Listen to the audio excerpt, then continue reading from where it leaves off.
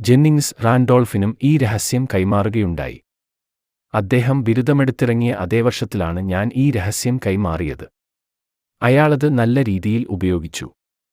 ഇപ്പോൾ 3-ാം വട്ടവും കോൺഗ്രസിൽ അംഗമായിരിക്കുന്നു. ഒരുപക്ഷേ ഇതേ പാത പിന്തുടർന്നാൽ നാളെ അദ്ദേഹം വൈറ്റ് ഹൗസിൽ എത്തിച്ചേർന്നു എന്നും വരാം. ഒരു കാലത്ത് ഞാൻ ലാസല്ലെ എക്സ്റ്റൻഷൻ സർവകലാശാലയിൽ ജോലി ചെയ്തിരുന്നു. അവിടെ പരസ്യവിഭാഗത്തിൽ മാനേജരായിരുന്നു. അക്കാലത്ത് വലിയ പ്രശസ്തിയൊന്നുമില്ലാത്ത ഒരു സ്ഥാപനമായിരുന്നു അത്.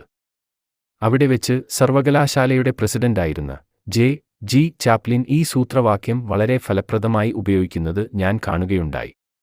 അതുപയോഗിച്ച് ആ സ്ഥാപനത്തെ രാജ്യത്തെ തന്നെ മികച്ച സ്ഥാപനങ്ങളിൽ ഒന്നാക്കി ഉയർത്തുന്നത് കാണാനുള്ള ഭാഗ്യമുണ്ടായി.